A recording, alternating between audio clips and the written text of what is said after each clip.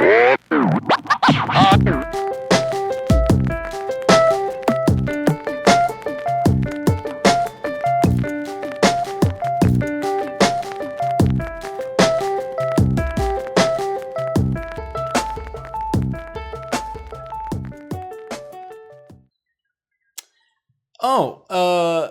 if what's major or minor?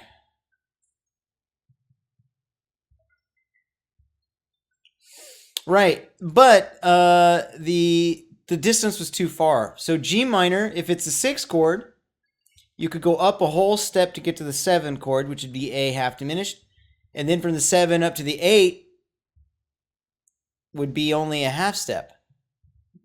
So that would be a B flat. All right. Now there's a few ways you can think of this to make it easier in your mind. Finding the relative minor. There's two ways that you can do it. One, you just have to remember it's 3 half steps. It's flat third distance. 6 to the 7 is a whole step. 7 to 8 is a half step. So you would go. You just count up 3 half steps, right? So like G, go okay. G sharp, A sharp, and then you'd be right. Technically, it's a B flat, but if you said A sharp, that's usually when you're going up, you think sharps and then up to the next. Either it doesn't matter which you say because they're both going to be the same sound. But so that's one way. Then there's a guitar player way. You just put your index finger on the G in your mind. Play the minor pentatonic where your pinky goes next. That's your major chord. That's what I did. That's a guitar player thing. So yeah, let's try another one.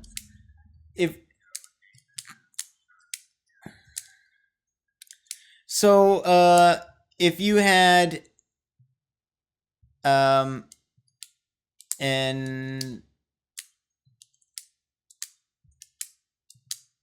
if you had a C major chord, what key could you be in?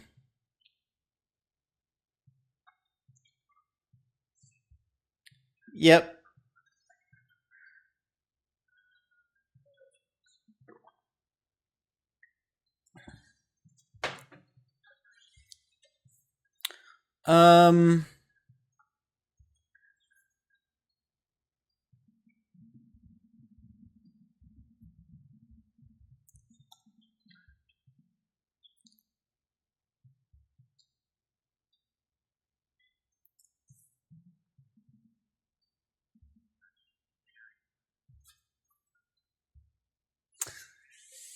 Let's see.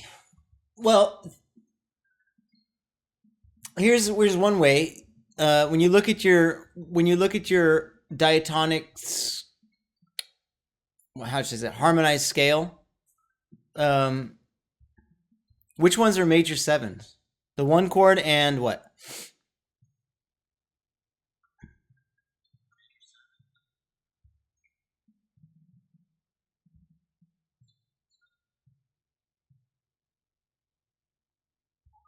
Yeah, the fourth. Major, minor, minor, major, major, minor, diminished when you have them with sevens. Major 7, minor 7, minor 7, major 7, dominant 7, half diminished. So it'd be the 1 and the 4 chord. So C could be the 1 chord, C major. If it's C major and that's all you have to go on, it could be the 4 chord of what? C is the 4 of what?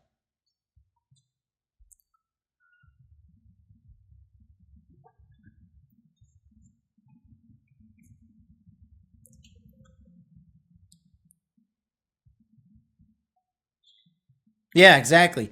So you could either be in the key of C or the key of G, right? All right, now let's try something a little more interesting. Let's try 2 chords within a context and see how that narrows our selection down. Or no, actually, before we do that, let's go back to 1 chord. But instead of being a major 7, let's get rid of the 7 and see how that makes things. So let's say you had instead of a C major 7, you just had a C major. Now what possible keys could you be in?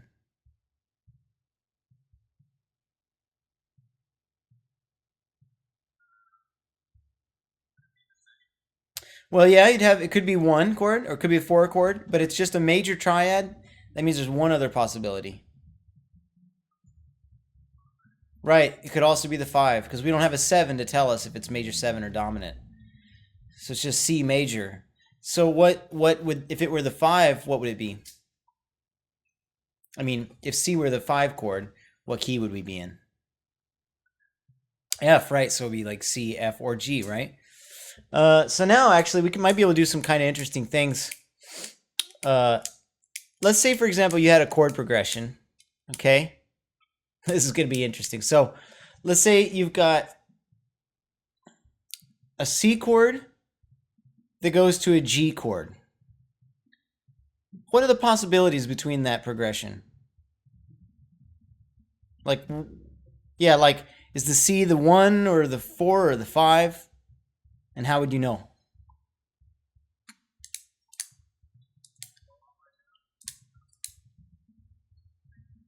You know they're major.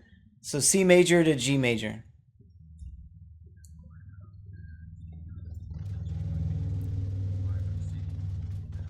Right, so C could be the 1 chord and G could be the 5 chord. Is there another possibility? Exactly. So you could be in either the key of C or key of G. That kind of ambiguity, by the way, could be really fun to play with. You can make somebody feel like you're in key of 1 with your C and surprise you're not, kind of thing. And to do that, you'd have to play something else that really illustrates that point. But we'll get to that in a moment. How about our third option's out the window, right? We know that we can't be playing a 5 chord. Yeah, right.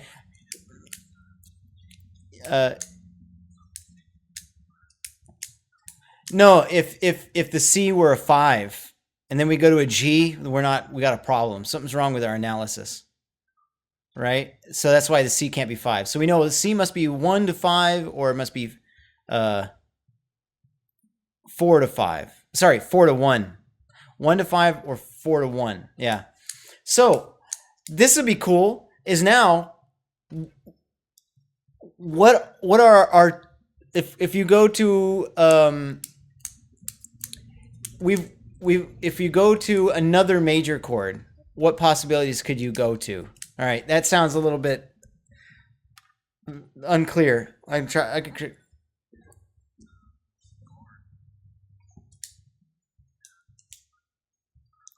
Right. So if you did a C triad to a G triad to an F triad, then you know the whole time you were in the key of F. Or sorry, key of G. Right?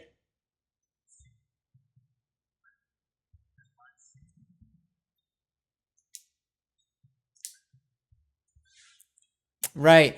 So if there's a C, a G, and an F, then what you must know is that the two major chords that are a whole step apart have to be the 4th and the 5th chords, right? So that means that G is the 5, C is the 1, F is the 4. I hope I didn't say that wrong a moment ago. Anyway, so yeah, you could add an F chord. Now let's get rid of the F chord. So instead of C, G, F, let's figure out a different alternative. What's a different major chord you could go to? C to G to what?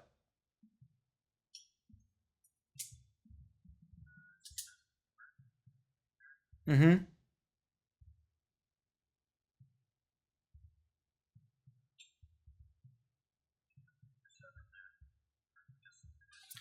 We're just trying to find out like what are other major triads we could play.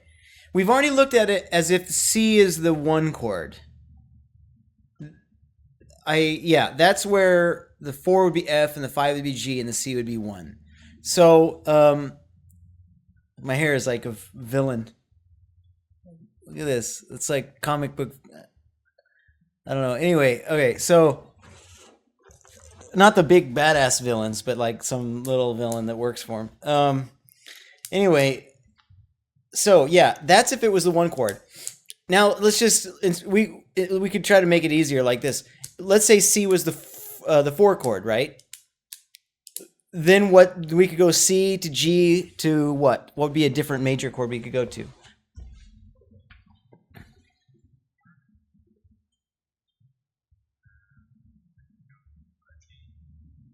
Yeah, exactly.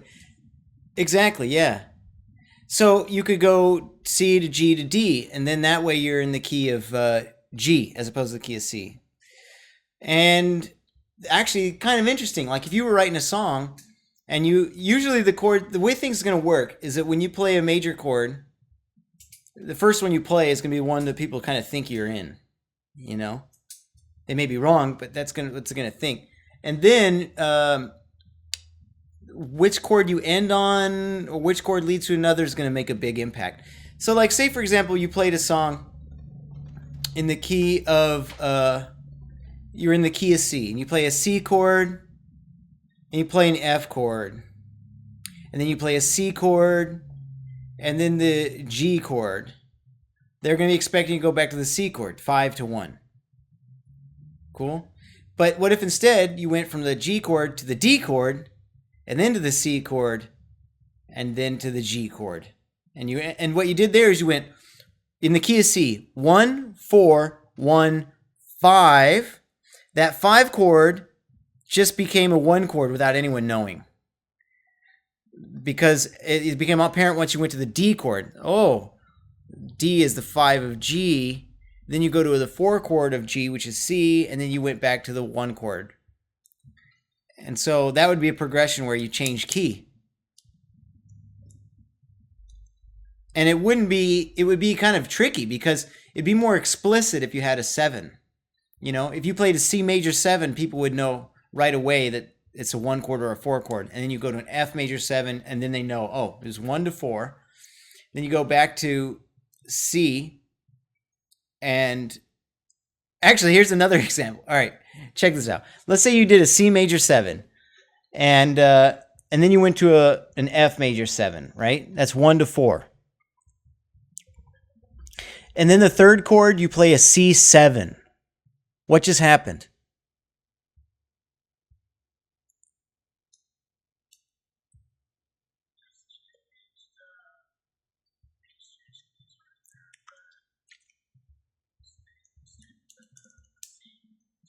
Yeah.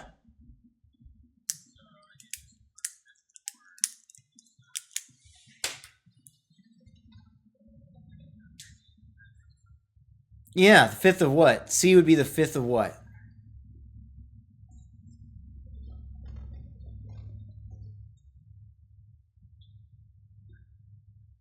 Think of a power chord. If C were the higher note of a power chord.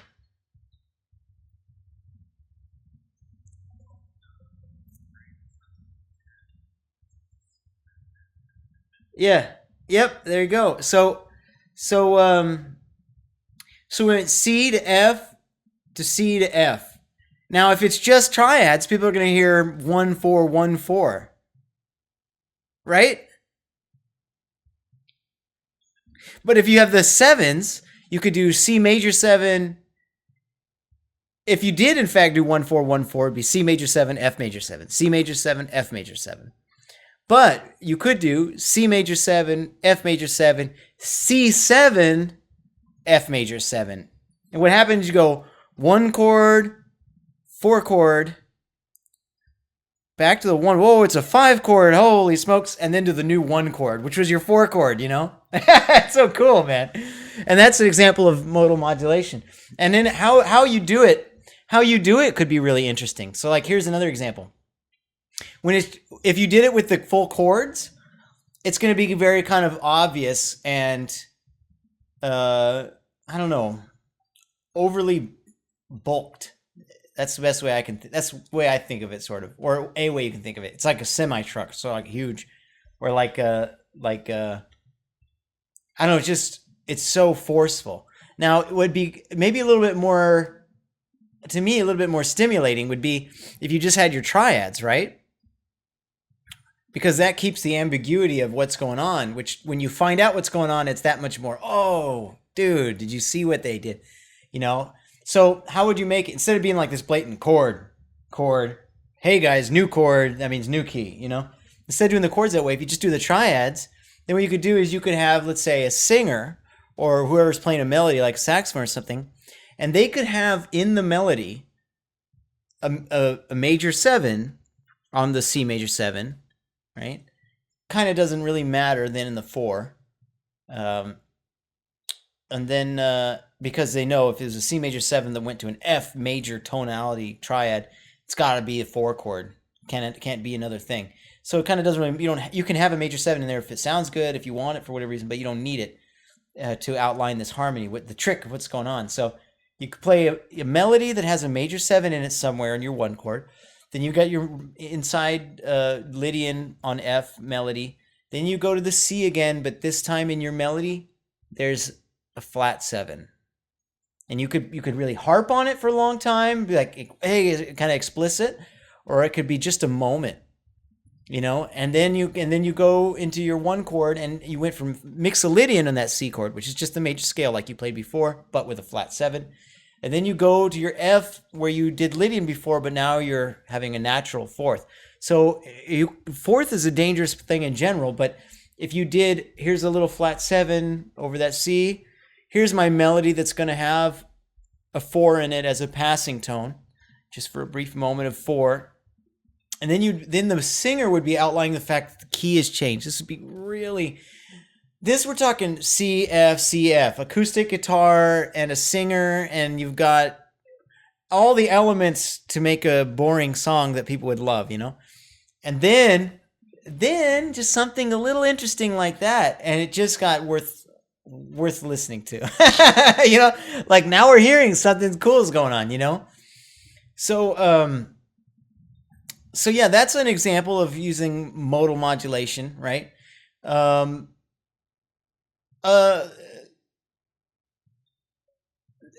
Another one is basically like, let's say you had let's try it from 2-5-1 angle. So let's see. How about this? A 2-5-1? Obviously, do you know about like a 6-2-5-1? So here's how people. It's an ordinary progression. It's basically, I guess people do it to make it more symmetrical. If you do 2-5-1, then what you have is you've got like, let's say half a measure of the 2 chord, half a measure of the 5 chord, and a whole measure of the 1, right? 2-5-1, 2-5-1. I don't know if I'm singing the right notes, but yeah. So then what they do is they add a 6 chord to kind of give you a turnaround back into the 2 chord. So, because the the 5 creates tension that wants to resolve to the 1 chord. So basically, like in its most vanilla state, what you have is they're all just chords that are in a key. So you've got D minor, G7, C, right? We'll make them 7s first so it's more explicit. D minor 7, G7, C major 7, right? And if you want to fill in that second half of that measure, you could do it with any chord in the key, right? Some of them are going to have a different effect. Some of them might feel like more of a success than others. You might go, okay, half a measure of D minor 7, half a measure of G7, half a measure of C major 7, half a measure of B half diminished, and then you start over your D minor. And what you're going to find is that D minor, that B half diminished seemed like it was going somewhere, and then it betrayed where you thought it was going. You had this motion C major 7 down to B half diminished, way up to D. That something happened, and it doesn't feel all that great. It's not to say that it couldn't be done, like maybe if you did a first inversion of that B half diminished, and that then maybe, but you know what I mean? So it's like you can be interesting and like test out how does that work. But like what's another, I'll just say first, if you were going to instead go from C major 7 to B half diminished to A minor 7, then to your 6th chord that way, then you would have a certain direction that would be a little bit more like logical. I see we're going down, stepwise or half stepwise, from the C to the B. Anyway, so let's try another one. Like you could do D minor 7, G7, C major 7, E minor 7, right? So you could do 2, 5, 1, 3, 2, 5, 1, 3, 2, 5, 1, like that. The reason that those are all the same principle, it just so happens something nice about the 6. 2, 5, 1, 6, 2, 5, 1, 6. Can you tell me what's interesting about the 6? Why would the 6 be more interesting there than, say, a 3? This is really cool.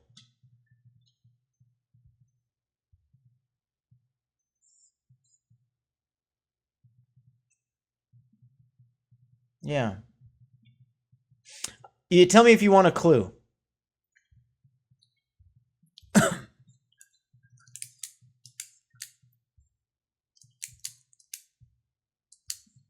Well, let me we're not playing scale tones yet. So, we're just playing a D minor 7, G7, C major 7, and then either the 3 minor 7 or the 6 minor 7. They're both going to be the same quality chords. The only difference is going to be the root.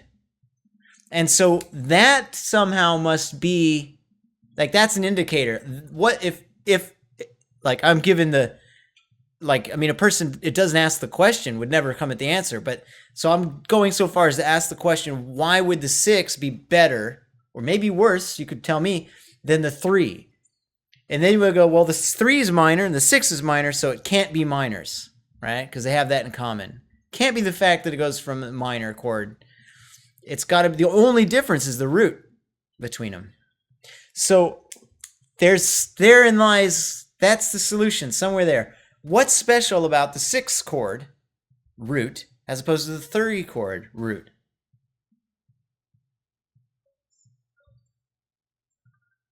Well, they're all relative, you know. I mean,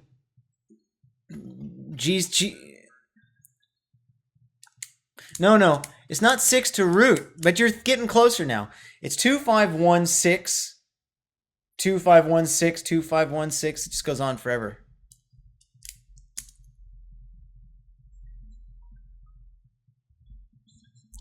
Yeah. Yeah. Here's a clue. Obviously, it has to do with context, right? It's not that the A is cooler to build a minor chord from than an E, right? It has to do with the context of each chord in relationship to the other. There's a reason why A minor is cooler than E minor, and it has to do with context. You give up?